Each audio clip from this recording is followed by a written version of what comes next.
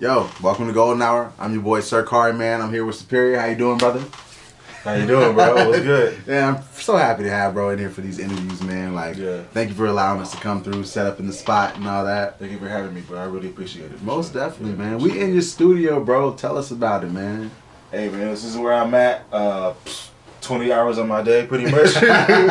I'm just see everything you guys hear from me. Pretty much, it comes out of here. Like, I don't know. This is my sanctuary right here. This is where it's at. The dojo. Yeah. You feel me? That's cool, man. Like, ever since I met you, I definitely came to the understanding that you just wear many hats. You know, whether you're producing, whether you're mixing, mastering, etc. Like, seems like you just have kind of like a jack of all trades, so to speak.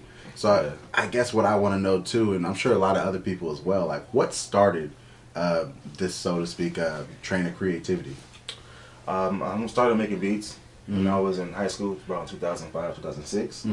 I heard College Dropout when that dropped, and I was like, oh man, something about it just spoke to me. I was like, man, you know what, this is what I want to do. So my dad bought me a drum pad when I was in high school, and I just started playing around with it from there. Yeah, and I started taking it more serious when I joined the military and all that.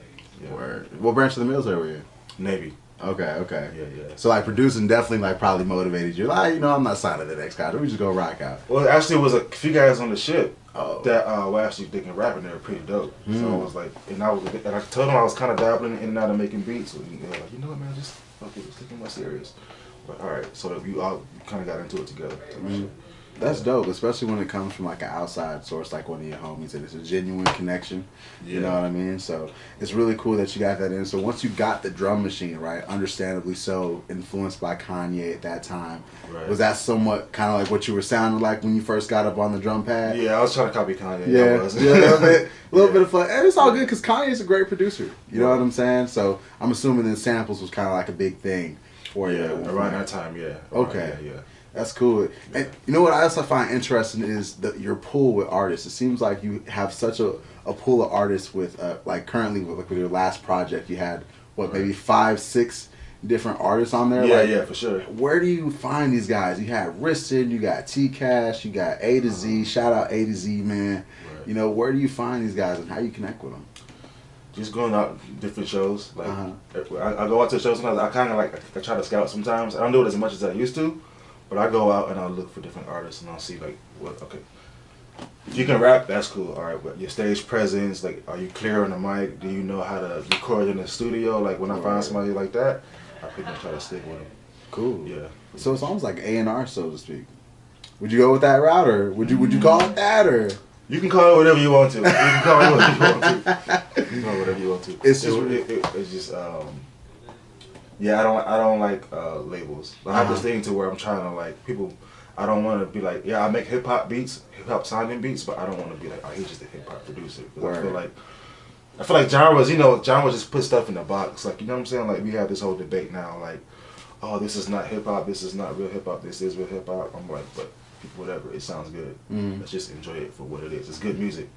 So I feel like I could definitely see like my agenda is just to get rid of labels all around the board, genres, It's cool. People just to enjoy good music, you know what I'm saying? And not have to feel like you have to be stuck in this one box, you know what I'm saying?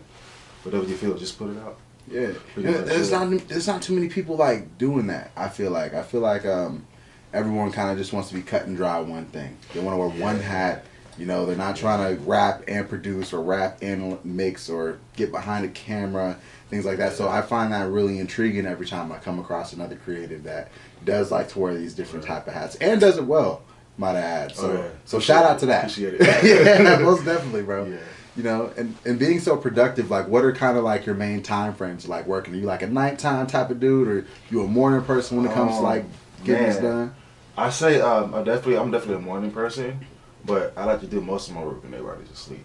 Okay, cool. Like when everybody's asleep in the house, or it's just like maybe 3 in the morning, that's when I find it best for me to work. Okay. So I like doing most of my work, yeah.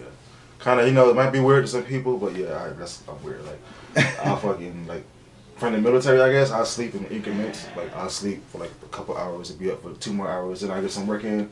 And I go back to sleep for like another hour and get up and do something else. It's just how it goes pretty much, yeah. Okay, that's cool. I mean, that's real interesting how you can kind of like apply that to what you actually want to do after the fact.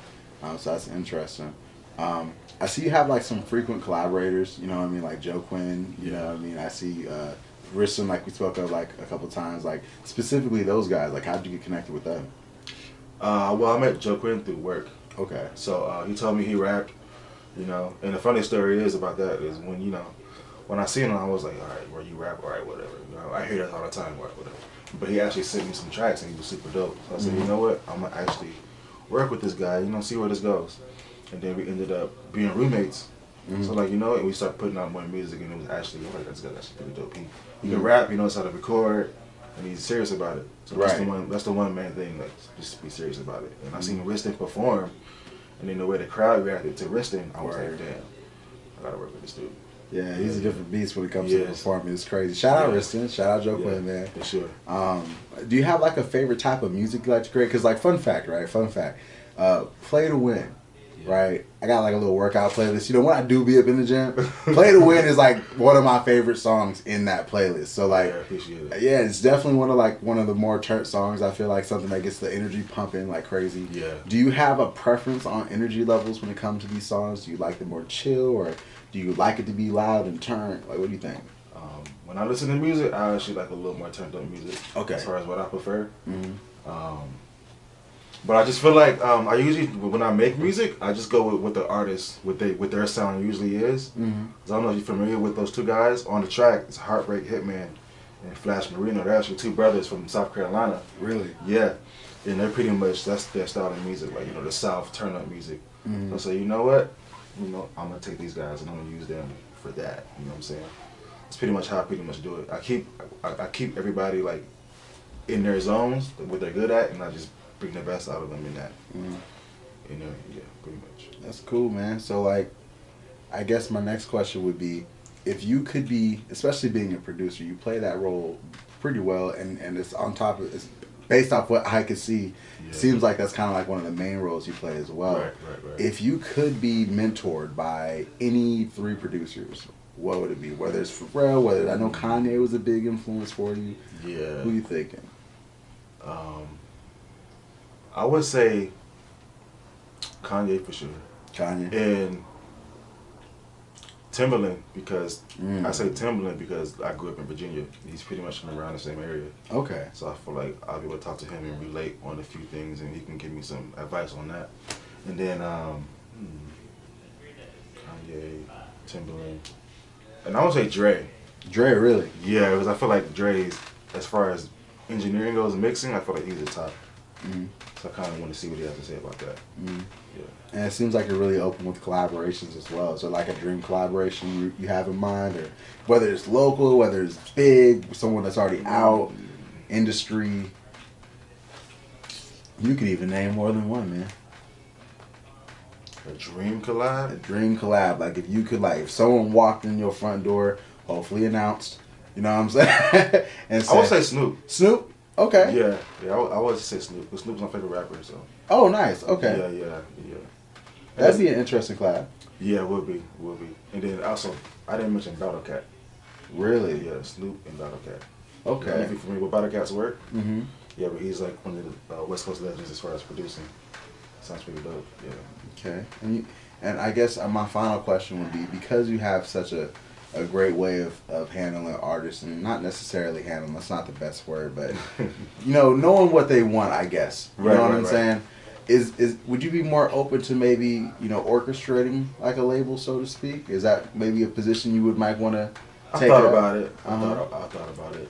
Cause I see big things. That's like, I'm gonna be honest with you, bro. Like, I see you doing a lot of things just within the comfort of your own home. I can't imagine once you actually get like the resources to do the extra crazy stuff that I'm sure you want to do. Like, I mean, I could see it happening. Is that something that's maybe on the list of, you know? Yeah, I've actually thought about turning my Superior Productions like thing actually into like as an umbrella company for like, as far as anything that can be produced, like videography, photography, graphics, anything that can be produced for a musician that they need can be pretty much done underneath that one thing. Nice. That's kind of what I want to do. Like bringing in different videographers, anybody that's dope at what they do, just bringing in a team of people. So not much is just like a musical record label, but as far as like just a production company as a whole, And what's next for Superior? Because you just dropped your project, 1989, out now. Go buy, stream, all that, because it's hard. Spotify, all that. iTunes, Tidal, everything. Plug it, you know what I mean? Yeah. What's next on the list? You got visuals coming down. You doing anything as far as maybe another side project that you kind of been cooking up with somebody else? Yeah. Can you not announce it? Let me know. I don't want to get you. Yeah. I mean, I got a couple side projects that I'm working on right now with other artists. I'm not sure if they want me to announce that yet. Okay. So, but we'll see in the future. Okay. But I'm also thinking about doing my High Grade Part 2. It's going to be a series I do every 420. I put one out last year. So I'm going to do that as well. And we have Joe Quinn's project coming out next, his next project. Word. Okay. Yeah. That's already on the horizon then, huh? Yeah, it's in the works right now, yeah. Cool. And you're going to be, I'm assuming, producing all the tracks on there, or maybe getting some collaborative work at all in there? Yeah, collaborative work. Yeah, I don't have to necessarily, I don't need to produce everything. I'm just all about making the best record from my artist, you know, pretty much, yeah. And that's another question I have too. Are you open to maybe collaborating with other producers? That's something you've done before, like on a frequent note? Yeah, we actually had a track of Joe Quinn's last album, Minimum Wage, with me and producer named Samurai. We collabed on the beat as well, yeah, and it was pretty dope. Okay. I'm open to it as well, yeah, I'm open to it. Cool, man, cool. Yeah. So I'm really excited to see what else comes out of the lab, you know what I mean? Just everything that you got going on, I feel like it's all for a greater purpose, and it's genuine. I really appreciate that. I've met the people that you rock with. They speak the same tone. So yeah, man, I'm really looking forward to what comes out next, man, for real. I appreciate it, man. Yeah, thanks for having us again, man. The golden hour is hitting upon right now. And with that being said, bro, where can they find you? What's the best Twitter handles, Instagram? You can find me on Instagram at Superior1989. Okay. Yeah. Cool. Sure. Best place right there. Instagram right there. You got it right here first. You go get that album. Go stream it. Man, thanks again for having us. Put it on your playlist, you know. Share it. Do all that, please. Thank you. Thank you, man. And we are out. Follow us at 619SD. Can we get a 619 shout out, little cosign from you, bro? Is that cool? Yes. Shout out to 619SD for, giving me the opportunity, giving me the platform to put myself out there. I really appreciate it. You guys are dope. Appreciate it once again, brother. Hey, man, we out of here, man.